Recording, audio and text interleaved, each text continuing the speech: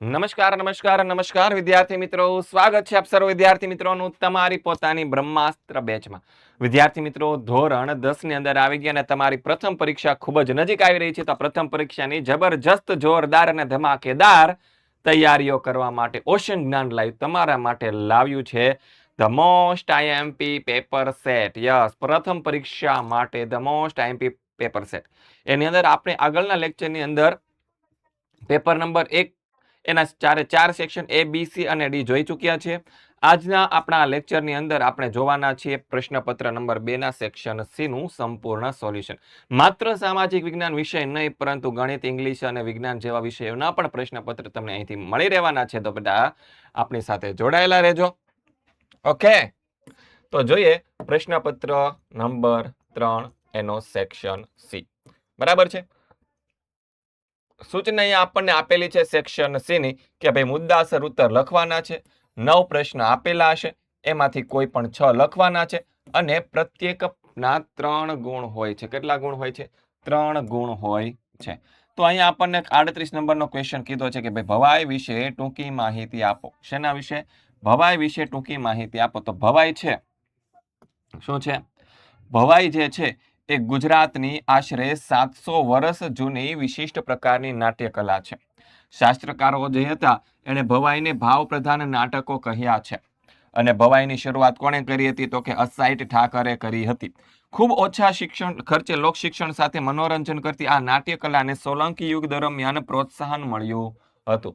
ત્યારબાદ મોટા ભાગે પડદા પર ભજવાતા હળવી શૈલીના રમૂજો જેમ કે ભૂંગળ વાદ્યો સાથેના સંગીત પ્રધાન નાટકો તેમજ વિવિધ પ્રકારના વેશ જેમ કે રામદેવનો વેશ, ઝંડા ઝુલણનો વેશ, કજોડાનો વેશ, આ બધી ભવાઈની આમ કહેવાય કે મુખ્ય વિશેષતાઓ છે બેટા.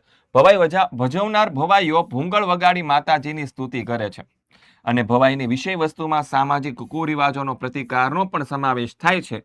અને ગુજરાતમાં કન્યા કેળવણી અને બેટી બચાવો જેવા કાર્યક્રમો માટે રંગલા રંગલીના પાત્રો સાથે ભવાઈ નાટ્ય પ્રયોગ ભજવવામાં આવે છે. કઈ ખબર પડી? ન પડી? જો અહીંયા આપણે યાદ રાખી લઈએ કે આપણે આમાં શું શું યાદ રાખવાનું. જો આ 4 ફકરા છે ને, એમાંથી પહેલો પોઈન્ટ યાદ રાખવાનો. ભાઈ કેટલા વર્ષ જૂની છે? તો કે 700 વર્ષ જૂની છે. બસ. પછી બીજો પોઈન્ટ છે, એમાંથી શું યાદ રાખીશું? તો કે ભાવ પ્રધાન નાટકો કહ્યા છે. શું કીધા છે? ભાવ પ્રધાન નાટકો છે. કેવા નાટકો છે? ભાવ પ્રધાન નાટકો છે. પછી શરૂઆત કોને કરી હતી? તો કે અસાઈત ઠાકરે કરી હતી. તો અસાઈત ઠાકર ભાઈને યાદ રાખીજો, હે ને? પછી ચોથો મુદ્દો શું છે? કે ઓછા ખર્ચે લોક શિક્ષણ સાથે મનોરંજન કરતી નાટ્યકલા. કેવું છે? ઓછા ખર્ચે લોક શિક્ષણ સાથે મનોરંજન પણ મળે. શું મળે છે? એટલે કે લોકોને શિક્ષણ પણ મળે છે અને મનોરંજન પણ મળે છે. શું મળે છે? શિક્ષણ અને મનોરંજન. બરાબર છે. અને શરૂઆત ક્યારે થઈ હતી? તો કે શરૂઆત ક્યારે થઈ હતી? તો કે સોલંકી યુગના સમયગાળા દરમિયાન થઈ હતી. ક્યારે? સોલંકી યુગના સમયગાળા દરમિયાન થઈ હતી. આ 4 મુદ્દાના મેઇન પોઈન્ટ મેં તમને અહીં લખીને આપી દીધા. ત્યારબાદ આગળ વધીએ. એમાં મોટા ભાગે ક્યાં ભજવવામાં આવે? તો કે ભાઈ પડદા ઉપર ભજવવામાં આવે છે. ક્યાં ભજવવામાં આવે છે? તો કે પડદા ઉપર ભજવવામાં આવે છે. એમાં શું હોય? તો કે અલગ અલગ પ્રકારના વાદ્યો હોય. શું હોય? હળવી શૈલીના શું હોય? તો કે રમૂજ હોય. પછી વાદ્ય હોય. શું હોય? ભૂંગળ જેવા વાદ્યો હોય.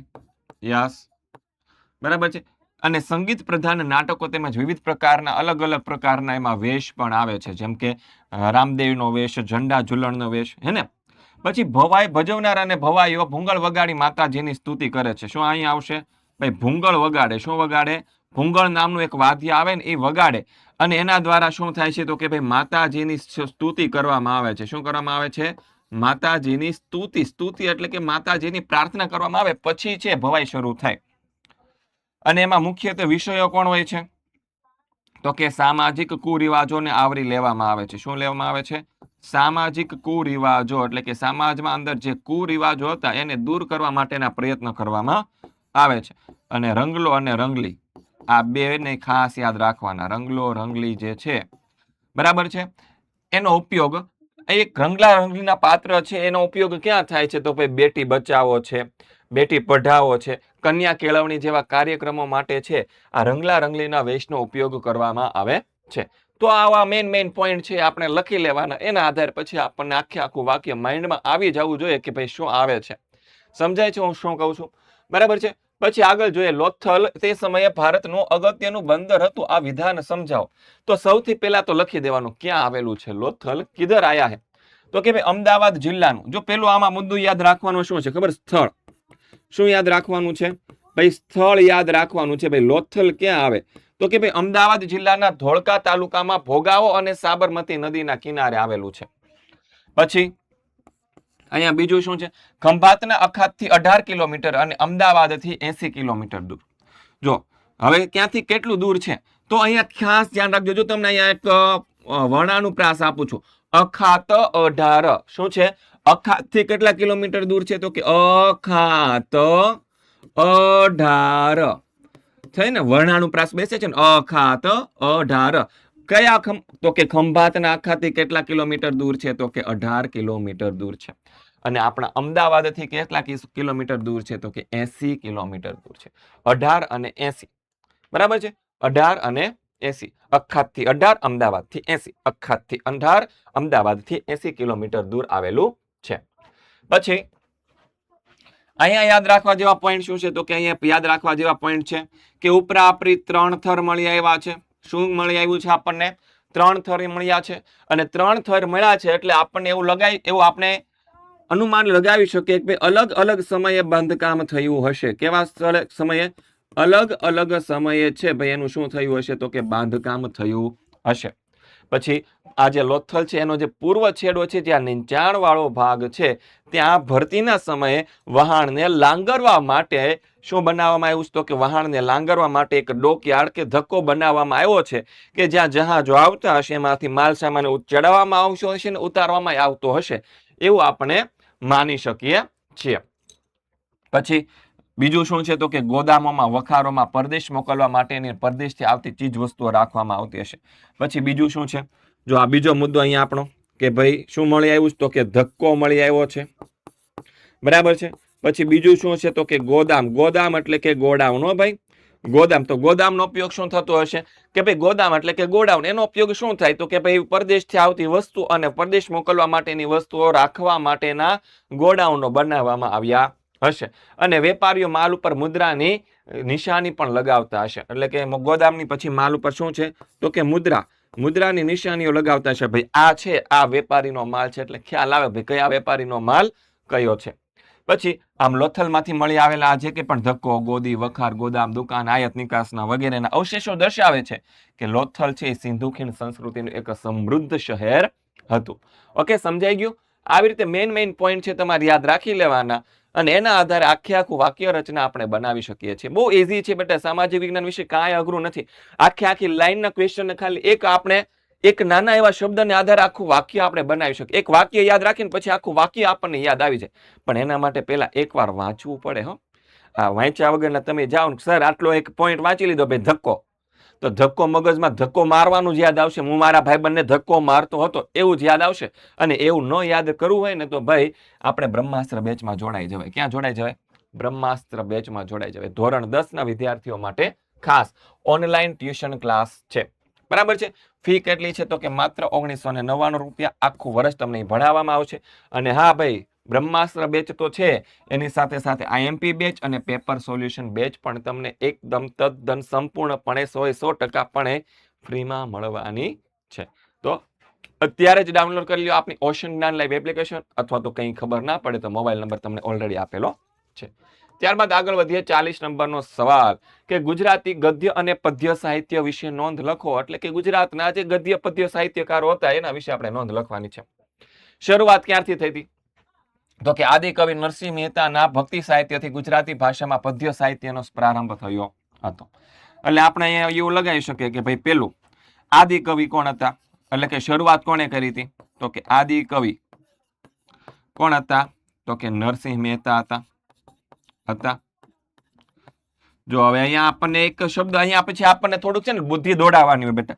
આદિ કવિ કીધું ને એટલે કવિ છે એટલે નરસિંહ મહેતા છે ને કવિ હોય પદ્ય જ રચે, એ ક્યારેય ગદ્ય રચે ને એ ક્યારેય લેખક ના હોઈ શકે. નરસિંહ મહેતાથી દયારામ સુધીનો સમય કયો કહેવાય છે? તો કે મધ્ય યુગનો સમય કહેવાય. હવે નરસિંહ મહેતાથી કોણ? તો કે દયારામ. કોણ છે? દયારામ. તો દયારામ સુધીનો આ જે સમયગાળો છે એને શું કહેવાય છે? તો કે મધ્યયુગ કહેવાય છે.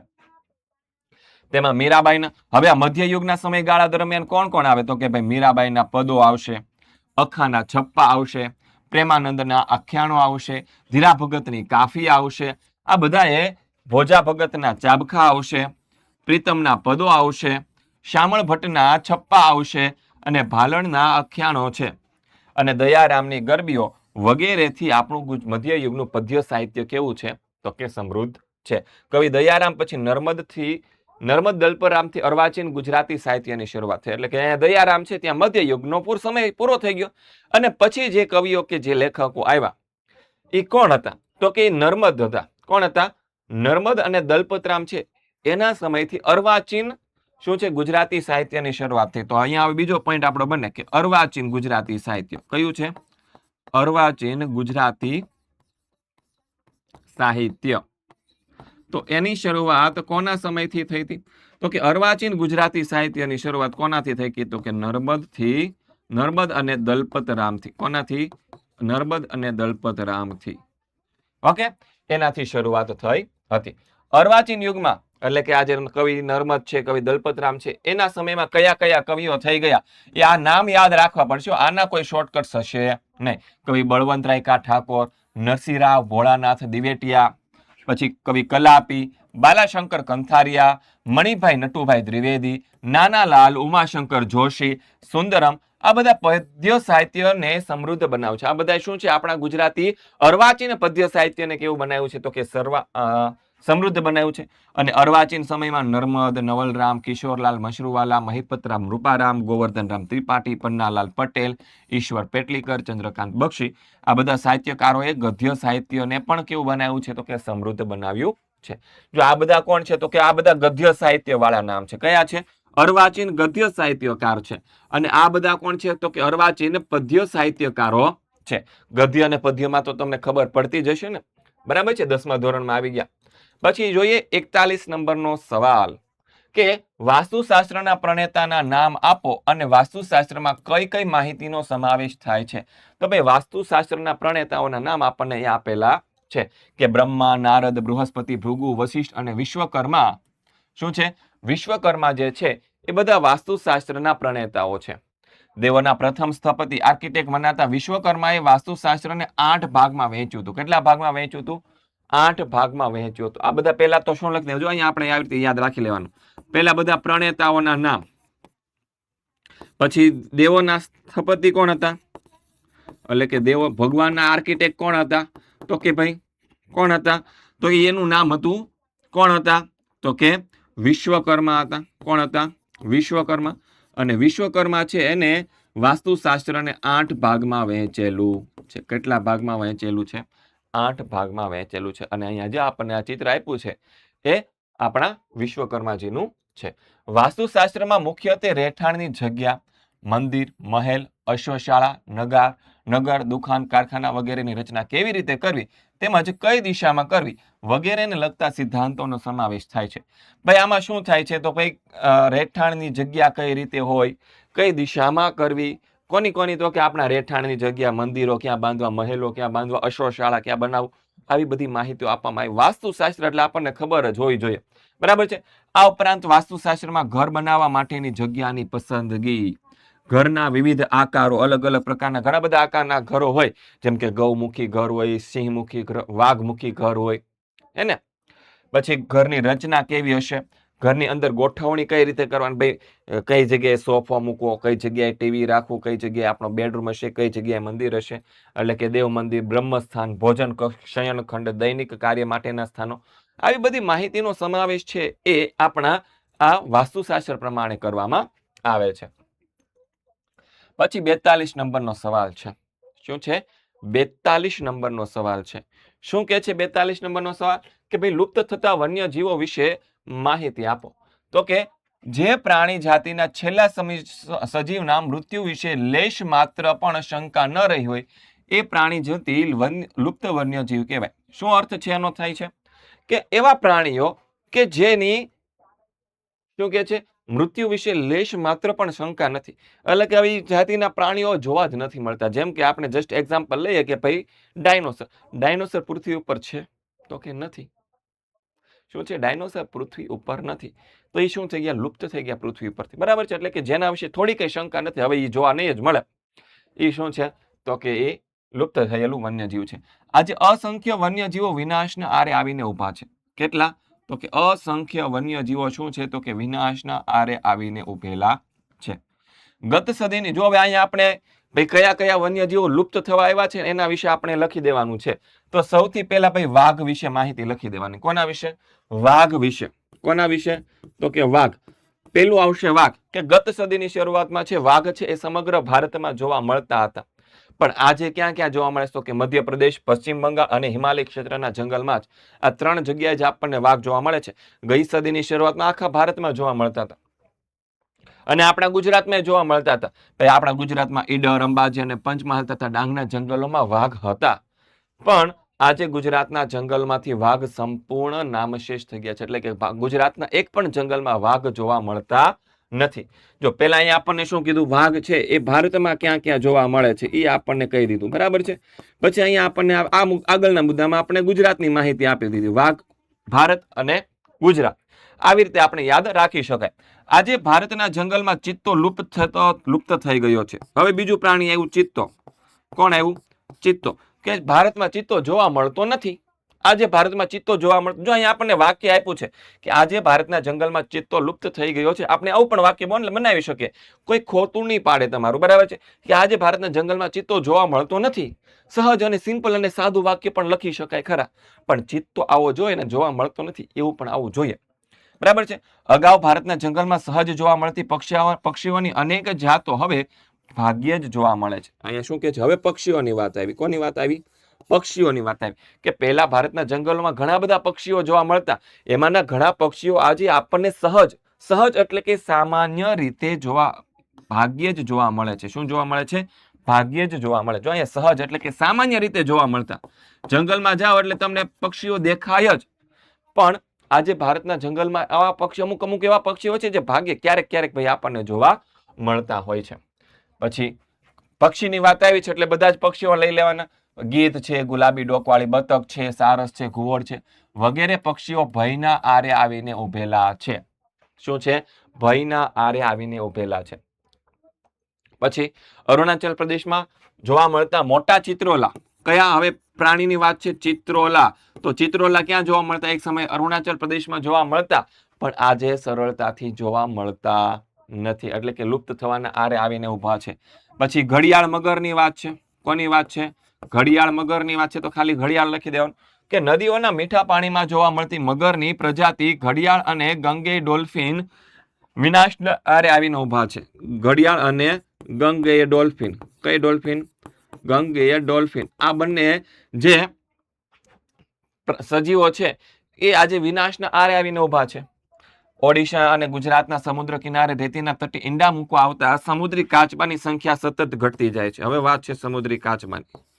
કોની વાત છે? સમુદ્રી કાચબાની વાત છે. તો આ સમુદ્રી કાચબા ક્યાં જોવા મળતા? તો કે ઓડિશા અને આપણા ગુજરાતના સમુદ્ર કિનારે પેલા બહુ મોટી સંખ્યામાં આવતા, પણ હવે એની સંખ્યા ધીમે ધીમે ઓછી થઈ રહી છે. અને હવે આપણે વાત કરીએ આપણા ગુજરાતની નર્મદા, તાપી, મહી અને સાબરમતી નદીમાં જળ બિલાડીઓ લગભગ લુપ્ત થઈ ગઈ છે. અહીંયા આપણને વાત કરી જળ બિલાડીની. કોની વાત કરી? આપણા ગુજરાતની અંદર જોવા મળતી આ બધી નદી નર્મદા, તાપી, મહી અને સાબરમતી. જો અહીંયા તમને એક શોર્ટકટ આપું છું. શું શોર્ટકટ આપું છું? કે ગુજરાતની સમાનતા નદીઓમાં, કઈ નદીઓમાં? સમાનતા નદીઓમાં જોવા મળતી જળ બિલાડી લગભગ લુપ્ત થઈ ગઈ છે. જો સ ઉપરથી કઈ આવશે ખબર છે? તો કે સ ઉપરથી સાબરમતી નદી. કઈ નદી? સાબરમતી નદી. પછી મા ઉપરથી મહી નદી, ન ઉપરથી નર્મદા નદી અને તા ઉપરથી તાપી નદી. કઈ નદી? તાપી નદી. સમાનતા નદીની અંદર આપણને જે જળ બિલાડી જોવા મળતી હતી એ આજે આપણને જોવા મળતી નથી. બહુ સિમ્પલ વસ્તુ છે. એટલે કે જળ બિલાડી વિશે લખી દીધું. બસ અહીંયા તમારે 3 માર્ક્સનો પ્રશ્ન પૂરો. જો કેટલું યાદ રાખવાનું ખબર? જો એટલું જ છે. બહુ સિમ્પલ વસ્તુ છે. પેલા સામાન્ય વિષય લખી દેવાનું એની જે કે પણ હોય. બરાબર છે. પેલા વાઘ લઈ લેવાનો. વાઘ છે ભારતમાં જોવા મળતા હતા. ગત સદીની શરૂઆતમાં સમગ્ર ભારતમાં વાઘ જોવા મળતા હતા, પણ આજે ખાલી કઈ કઈ જગ્યા જોવા તો કે મધ્યપ્રદેશ, પશ્ચિમ બંગાળ અને જમ્મુ કાશ્મીરમાં અથવા તો હિમાલય પ્રદેશમાં આપણને જોવા મળે છે. પછી વાત આવે ગુજરાતની, તો ગુજરાતમાં ઈડર, સાબરકાંઠા, ડાંગના જંગલોમાં જોવા મળતા વાઘ આજે ગુજરાતમાંથી લુપ્ત થઈ ગયા છે. પછી ચિત્તો, ભારતના જંગલમાંથી ચિત્તો લુપ્ત થઈ ગયો છે. પછી પક્ષી એટલે કે પહેલા ભારતના જંગલોમાં સહજ રીતે જોવા મળતા પક્ષીઓ આજે ભાગ્યે જ જોવા મળે છે. પછી આગળ ગીધ છે, ગુલાબી ડોકવાળી બતક છે, સારસ છે, ઘુવડ છે, બરાબર છે. આ બધી પક્ષીઓ છે વિનાશના આરે આવીને ઉભેલા છે. પછી ચિત્રોલા, અરુણાચલ પ્રદેશમાં જોવા મળતા ચિત્રોલા આજે ભાગ્યે જ જોવા મળે છે. ઘડિયાળ અને ગંગે ડોલ્ફિન એટલે કે ગંગા નદીના, બ્રહ્મપુત્ર નદીના જે પ્રદેશો છે ત્યાં જોવા મળતી ઘડિયાળ અને જે ગંગે ડોલ્ફિન જે જાત છે એ આપણને જોવા વિનાશ થવાના આરે આવીને ઊભી છે એવું પણ આપણે લખી શકાય. પછી ઓડિશા અને ગુજરાતના સમુદ્ર કિનારે આવતા સમુદ્રી કાચબાની સંખ્યા સતત ઘટી રહી છે. અને છેલ્લો પોઈન્ટ કે ભાઈ આપણી જે સમાનતા નદીઓ છે સાબરમતી, મહી, નર્મદા અને તાપી, આ નદીઓમાં જોવા મળતી જલબિલાડી હવે કેવી થઈ ગઈ છે તો કે લુપ્ત થઈ રહી છે. પછી 43 નંબરનો સવાલ કે શેરડીના પાક માટે કયા અનુકૂળ સંજોગો જરૂરી છે, તેનું નોંધપાત્ર ઉત્પાદન કરનારા ભારતના રાજ્ય કે પ્રદેશોના નામ લખો. તો ભાઈ શેરડીના ઉત્પાદનમાં ભારત એક અગ્રગણ્ય દેશ છે, એ તો આપણને ખબર છે. પછી શેરડીમાંથી ગોળ, ખાંડ, ખાંડસરી જેવા ખાદ્ય પદાર્થો બને છે. વાવેતરની દ્રષ્ટિએ વિશ્વમાં શેરડીનું સૌથી વધારે ઉત્પાદન ભારતમાં થાય છે. ખાંડના ઉત્પાદનમાં ભારતનું સ્થાન વિશ્વમાં બીજું છે. જો આ મુદ્દા તમારે લખવા હોય તો તમે લખી શકો છો, બરાબર છે. જો તમને એવું લાગે કે ભાઈ મારાથી આખું પેપર પૂરું થઈ શકે એમ છે તો લખી શકાય, ન લખો તો તમારો એક પણ માર્ક્સ કપાવવાનો નથી, બરાબર છે. શેરડીના પાકને લાવવાની કાળી જમીન કે નદીઓના મેદાનની ફળદ્રુપ જમીન, ગરમ અને ભેજવાળી આબોહવા, 21°C થી 27°C જેટલું તાપમાન તથા 75 થી 100 સેમી જેટલો વરસાદ છે તે માફક આવે છે. અને ઓછા વરસાદવાળા વિસ્તારમાં સિંચાઈથી પાક લેવામાં આવે છે. આટલી એની શું છે તો કે અનુકૂળતાઓ છે. જો કાળી જમીન, નદીનો મેદાની ફળદ્રુપ જમીન, ગરમ અને ભેજવાળી આબોહવા, 21°C થી 27°C તાપમાન, 75 થી 100 સેમી જેટલો વરસાદ માફક આવે અને ઓછો વરસાદ હોય તો ત્યાં સિંચાઈથી તે પાક લઈ શકાય છે. અને ત્યારબાદ આપણે આગળ જોઈએ કે ભારતમાં કયા કયા રાજ્ય, હવે આપણે રાજ્ય યાદ રાખી લેવાના. શું છે? રાજ્ય યાદ રાખી લેવાના. કયા કયા તો કે ઉત્તર પ્રદેશ, મહારાષ્ટ્ર, તમિલનાડુ, આંધ્રપ્રદેશ, કર્ણાટક, પંજાબ, હરિયાણા, બિહાર અને ગુજરાતમાં શેરડી પાકે છે. અને સૌથી વધારે ઉત્પાદન એમાં ઉત્તર પ્રદેશમાં રાજ્યમાં થાય, એટલે કે અહીંયા આપણે આમ એક નંબર આમ લખી શકાય. પરંતુ ખાંડના ઉત્પાદનમાં મહારાષ્ટ્ર મોખરે છે. પણ ખાંડ બનાવવાની જ્યારે વાત આવે શેરડીમાંથી તો તે મહારાષ્ટ્ર. પછી આપણે ગુજરાતનું, તો ગુજરાતમાં શેરડી ક્યાં થાય તો કે દક્ષિણ ગુજરાત અને સૌરાષ્ટ્રમાં પાકે. એમાં ગુજરાતમાં કોડીનાર, બારડોલી, ગણદેવી અને પેટલાદમાં ખાંડની મિલો છે, જેમાંની મોટા ભાગની સહકારી ધોરણે ચાલે છે. બસ આટલી વસ્તુ લખી દેવાની. આ એક મુદ્દો, બીજો મુદ્દો, ત્રીજો મુદ્દો, ચોથો મુદ્દો અને આ પાંચમો મુદ્દો, બરાબર છે. આટલું લખી દો તો તમને 3 માર્ક્સ તો મળે જાય. 5 મુદ્દા લખી દો ને તો પણ ડન છે. હવે આપણે વાત કરી દઈએ ભાઈ, આ તમે જે જોઈ રહ્યા છો IMP most IMP paper set, બરાબર છે. એની પીડીએફ મેળવવા અને ડાઉનલોડ કરવાની છે. શું છે? ઓશન જ્ઞાન લાઈવ એપ્લિકેશન તમારે ડાઉનલોડ કરવાની છે. સોલ્યુશન માટે શું કરવાનું તો કે સ્કેન કરી લેવાની. શું છે? આની જે પીડીએફ છે તમને મળી જશે. ક્વેશ્ચન પેપરની પીડીએફ એકદમ ફ્રીમાં મળી જશે. ઓશન જ્ઞાન લાઈવ એપ્લિકેશન આપણી ડાઉનલોડ કરી લો. અને સોલ્યુશન માટે તમે ભાઈ આ સ્કેન કરી શકો છો, જ્યાંથી તમને વિડીયો સોલ્યુશન મળશે. પીડીએફ સોલ્યુશન જોતા હોય તો ઓશન જ્ઞાન લાઈવ એપ્લિકેશન તમારે ડાઉનલોડ કરવાની રહેશે. અને મોબાઈલ નંબર છે 7046422254. આ મોબાઈલ નંબર ઉપર તમારે ફોન કરી અને તમે વધારે માહિતી મેળવી શકો છો. ભાઈ ક્યાંથી મળશે, શું મળશે, કઈ રીતે મળશે, શું સિસ્ટમ હોય છે, બધી જ વસ્તુ તમને ત્યાંથી જાણવા મળશે. પછી આગળનો પોઈન્ટ છે ભાઈ વૃષ્ટિય જળ સંચયની વિશેની માહિતી આપો. તો વૃષ્ટિય જળ એટલે કેવું જળ તો કે વરસાદનું પાણી. કેનું પાણી તો કે વરસાદનું જે પાણી હોય એને વૃષ્ટિય જળ કહેવાય. તો હવે વરસાદનું પાણી છે એને સાચવવા માટેની જે કંઈ પણ વ્યવસ્થા છે એને વૃષ્ટિય જળ સંચય કહેવાય. ક્વેશ્ચન સમજાઈ ગયો? હવે આપણે એનો જવાબ જોઈએ કે ભૂમિગત જળનો જથ્થો વધારવા માટે વૃષ્ટિય જળ સંચય કરવો જરૂરી છે. કયા જળનો? તો કે ભૂમિગત જળ એટલે કે જમીનની અંદર જે પાણી છે એનું જે આપણે લેવલ ઊંચું લાવવું હોય, તો આપણે આ વૃષ્ટિય જળને સાચવવું પડશે. આ પ્રવૃત્તિમાં આપણે શું કરી શકાય? વૃષ્ટિય જળ પાણીને સાચવવું હોય તો શું કરી શકાય? તો કે કુવા, બંધારા, ખેત તલાવડી વગેરેના નિર્માણ દ્વારા વરસાદના પાણીને એકઠું કરવામાં આવે છે. તેનાથી ભૂમિમાં જળ સંચય થઈ ભૂમિગત જળની સપાટી ઊંચે આવે છે અને સંચિત વૃષ્ટિ જળના અનેકવિધ ઉપયોગો થઈ શકે છે. વૃષ્ટિય જળ સંચયના મુખ્ય હેતુઓ નીચે મુજબ છે કે ભાઈ કુવાઓ, ખેત તલાવડીઓ, તળાવો આપણે બાંધીએ તો એના દ્વારા પાણી જમીનમાં નીચે ઉતરે તો વૃષ્ટિય જળ સંચય થઈ શકે છે અને ભૂમિગત જળની સપાટી ઉપર આવી શકે છે. હમણાં મેં તમને સમજાવ્યું એ જ વસ્તુ છે. હવે એના ઉદ્દેશો નીચે મુજબ હોઈ શકે. કેવા કેવા? તો ભાઈ પાણીની વધતી જતી માંગ પૂરી કરી શકાય. પાણીની જે માંગ વધી રહી છે એને પૂરી કરવી હોય તો શું કરી શકાય? તો કે વૃષ્ટિય જળ સંચય કરવો પડે. પછી સપાટી પરથી નિરર્થક વહી જતું પાણી છે એને ઘટાડવું, એટલે કે સપાટી ઉપરથી પાણી વહેતું વહેતું સમુદ્રમાં ચાલ્યું જાય છે એને આપણે ઘટાડવું પડશે. સડક માર્ગોને પાણીના ભરાવાથી બચાવી શકાય. પછી ભૂમિગત જળનો જથ્થો વધારી તેની સપાટી ઊંચે લાવી. શું કે છે? ભૂમિગત જળનો જથ્થો વધારી અને ભૂમિગત જળની સપાટી આપણે ઉપર લાવવાની છે. પછી ભૂમિગત જળનું પ્રદૂષણ ઘટાડવું અને તેની ગુણવત્તામાં પણ સુધારો કરવાનો છે. ભાઈ, પછી ઉનાળામાં અનેક અને લાંબા શુષ્ક સમયગાળામાં પાણીની ઘરેલી જરૂરિયાતને પહોંચી વળવું. મોટા શહેરમાં બહુમાળી મકાનોના ધાબા કે છાપરા પર પડતા વરસાદનું પાણી એકઠું કરવા, મકાનોના પરિસરમાં મોટા વરસાદી ટાંકા બનાવવા અને વૃષ્ટિય જળ સંચય માટે કેટલીક ઓછી ખર્ચાળ પદ્ધતિઓ પણ છે. તેમાં પાણી ભરવા માટે ખાડાઓનું નિર્માણ કરવું, ખેતરોની ફરતે ઊંડી નીકો ખોદવી, નાની નાની નદીઓ પર બંધારા બાંધવા, આવી બધી પ્રવૃત્તિઓનો આપણે સમાવેશ કરી શકીએ છીએ. શું કહે છે? ભાઈ, શહેરમાં બહુમાળી મકાનો હોય તો એમાં ધાબા, અગાશી ઉપર, છાપરા પરથી વરસાદનું પાણી એકઠું કરવા માટે શું કરવાનું? તો કે મકાનની નીચેના ભાગમાં મોટા છે ટાંકા બનાવી દેવાના, એટલે વરસાદનું પાણી સીધું ટાંકામાં આવે. પછી બીજી જગ્યાએ આપણે સંચય કરવો હોય તો ભાઈ મોટા મોટા ખાડાનું નિર્માણ કરવાનું, એમાં ખાડામાં પાણી ભરે તો સીધું જમીનમાં ઉતરી જાય. પછી ખેતર હોય તો ખેતરની ફરતે ઊંડી ઊંડી નીકો એટલે કે કેનાલો ખોદી દેવાની, જેના કારણે એમાં પાણી ભરાય અને એ જમીનમાં ધીમે ધીમે ઉતરતી જાય. નાની નદીઓ પર બંધારા બાંધી શકાય, હે ને? આ બધી વસ્તુ આપણે કરી શકાય છે. પછી પર્યાવરણની સુરક્ષા માટેના પગલાઓ જણાવો. શું જણાવો?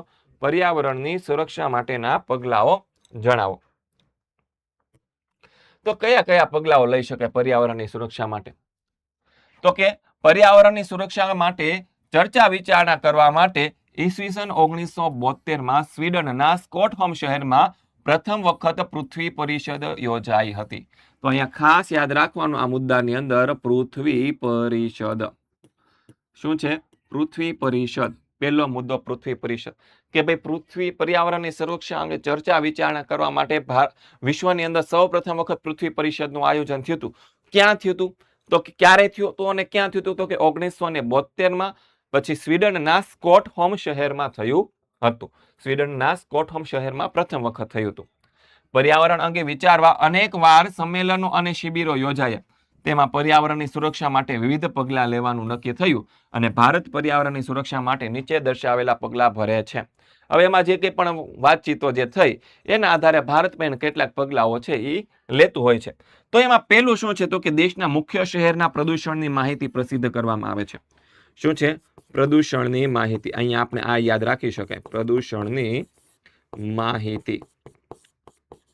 ત્યારબાદ પ્રદૂષણ પર નિયંત્રણ રાખવા માટે કેન્દ્ર સરકારે અને રાજ્ય સરકારોએ પ્રદૂષણ નિયંત્રણ બોર્ડની રચના કરી છે. શું છે? નિયંત્રણ રાખવા માટે શેની? તો કે પ્રદૂષણ નિયંત્રણ બોર્ડ. શું છે? પ્રદૂષણ નિયંત્રણ બોર્ડની શું કરવામાં આવી છે? તો કે રચના કરવામાં આવી છે. ત્યારબાદ બીજું શું છે? તો કે પ્રદૂષણ નિવારણ અને પર્યાવરણની જાળવણી માટે 5 જૂનનો દિવસ, એટલે કે 5 જૂનનો દિવસ છે અને આપણે આ પોઈન્ટની અંદર યાદ રાખી દેવાનો કે ભાઈ પર્યાવરણ દિન તરીકે જાહેર કરવામાં આવ્યો છે. અને આપણને બધાને ખબર છે આપણે પર્યાવરણના દિનના દિવસે વૃક્ષારોપણ કરતા જોઈએ છે, હે ને? અને ભારતમાં આ દિવસને પર્યાવરણ દિન તરીકે આપણે ઉજવીએ છીએ. ત્યારબાદ 1981માં ભારત સરકારે વાયુ પ્રદૂષણ નિયંત્રણ ધારો પસાર કર્યો. શું છે? 1981 કયો ધારો? તો કે વાયુ પ્રદૂષણ નિયંત્રણ ધારો. એટલે કે ધારો એટલે કે કાયદો થાય. ભાઈ અહીંયા જે ધારો શબ્દ છે એનો અર્થ થાય છે કાયદો, કે ભાઈ વાયુનું પ્રદૂષણ ન થાય એના માટેના કેટલાક કાયદાઓ છે આપણા દેશમાં બનાવવામાં આવ્યા છે. વાતાવરણમાં ઓઝોન વાયુના સ્તરનું ગાબડું, પરમાણુ કચરાનો નિકાલ, અને જૈવ વિવિધતાની જાળવણી માટે થયેલી વૈશ્વિક સમજૂતીઓનું પાલન કરવામાં આવે છે. આ ત્રણેયનું પાલન કરવામાં આવે છે. ઓઝોન સ્તરમાં જે ગાબડું પડી રહ્યું છે તે, ત્યારબાદ બીજું શું છે તો કે જે આપણા કહેવાય ને કે પરમાણુ કચરો એનો કઈ રીતે નિકાલ કરવો અને જૈવિક વિવિધતાની જાળવણી માટેના વૈશ્વિક સમજૂતીનું પાલન છે એ ભારત કરે છે. દેશના લોકોમાં પર્યાવરણની જાળવણી માટે જાગૃતિ વધારવાના પ્રયત્નો પણ કરવામાં આવે છે. બસ એટલી વસ્તુ છે. જો 46 નંબરનો સવાલ છે, બહુ ઇમ્પોર્ટન્ટ છે, જો બહુ ફેરવીને પૂછાયેલો છે. જો ભારતમાં બેરોજગારી ઘટાડવી છે તો તે શ્રમ શક્તિનું યોગ્ય આયોજન શ્રેષ્ઠ પુરાવાર થઈ શકે. કેવી રીતે તે સમજાવો. શું છે? કેવી રીતે તે સમજાવો. શ્રમ શક્તિનું યોગ્ય આયોજન કરવાથી શિક્ષિત બેરોજગારી મહદ અંશે દૂર કરી શકાય. શું કરી શકાય? શ્રમ શક્તિનું યોગ્ય આયોજન કરવાથી શિક્ષિત બેરોજગારી શું કરી શકાય? મહદ અંશે દૂર કરી શકાય. હાલના સમયમાં શ્રમ શક્તિના આયોજન માટે નીચેના મુજબના પગલાં ભરી શકાય છે.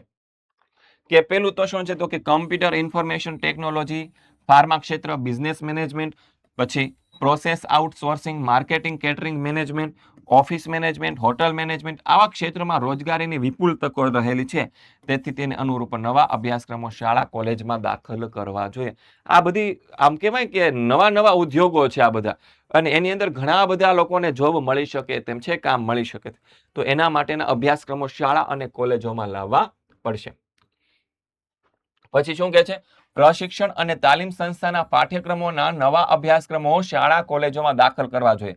પ્રશિક્ષણ અને તાલીમી સંસ્થાના પાઠ્યક્રમો સુધારવા અને નવીનીકરણીય પ્રક્રિયા હાથ ધરવી જોઈએ, જેથી નોકરીઓની વર્તમાન અને ભવિષ્યની જરૂરિયાતો આપણે પૂરી પાડી શકીએ છીએ. આજની શ્રમ શક્તિને માંગને અનુરૂપ શાળામાં ચાલતા વ્યવસાયલક્ષી અભ્યાસક્રમો અને પાઠ્યક્રમો બદલવા જોઈએ. એટલે કે જે જૂના સિલેબસ છે એને હટાવી નવો સિલેબસ લાવો ભાઈ. માધ્યમિક શિક્ષણના અંતે વિદ્યાર્થીઓ સ્વરોજગારીની તકો પ્રાપ્ત કરી શકે તે માટે ટૂંકા ગાળાના સર્ટિફિકેટ. શું છે ભાઈ? શું કહે છે કે માધ્યમિક શિક્ષણને અંતે વિદ્યાર્થીઓ એટલે કે 10 ધોરણ પૂરું કરે પછી વિદ્યાર્થી છે પોતાની સ્વરોજગારી, પોતે કંઈક કામ ધંધો કરી અને ફેમિલીને સપોર્ટ કરી શકે એ માટે આમ ટૂંકા ગાળાના સર્ટિફિકેટ કોર્સ, ડિપ્લોમાના તાલીમ અભ્યાસક્રમ જેમ કે spinning, weaving, turning, plumbing, radio, TV, fridge, air conditioner, mobile repairing, automobile, electronics, computer science, આવા બધા કોર્સનો વ્યાપ વધારવો જોઈએ. આ અભ્યાસક્રમોની પ્રત્યક્ષ તાલીમ લઈને તૈયાર થયેલો કુશળ કારીગર કે ટેકનિશિયનનો પોતાનો નાનો ઉદ્યોગ કે ધંધો શરૂ કરી અને સ્વરોજગારી મેળવી શકે છે.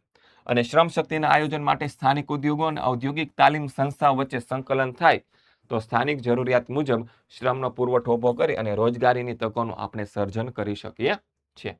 અને વિદ્યાર્થી મિત્રો, તમારી પ્રથમ પરીક્ષા પૂરી થશે પછી ટૂંક સમયમાં તમને રિવિઝનની જરૂર હશે, કારણ કે ટૂંક સમયની અંદર તમારો અભ્યાસક્રમ પૂરો થઈ જવાનો છે. તો એ તમારા રિવિઝન માટેનો જે અંતિમ પ્રહાર છે ને એ છે આઈએમપી બેચ. ઓશન જ્ઞાનલય દ્વારા લોન્ચ કરવામાં આવતી આઈએમપી બેચ. તો બેટા આઈએમપી બેચ માટે રેડી રહેજો. શેના માટે? આઈએમપી બેચ માટે રેડી રહેજો. આવી રહી છે તમારા માટે આઈએમપી બેચ. તો ડાઉનલોડ કરી લો આજે જ ઓશન જ્ઞાનલયની એપ્લિકેશન, અને મોબાઈલ નંબર તમને આપેલો છે 70 46 22 22 54. આ કોન્ટેક્ટ નંબર ઉપર કોન્ટેક્ટ કરી અને તમે વધારે માહિતી મેળવી શકો છો. તો મળીશું બેટા નેક્સ્ટ લેક્ચરની અંદર સેક્શન ડી ના સોલ્યુશન સાથે. ત્યાં સુધી બેટા જય હિન્દ, જય ભારત, જય જય ગરવી ગુજરાત.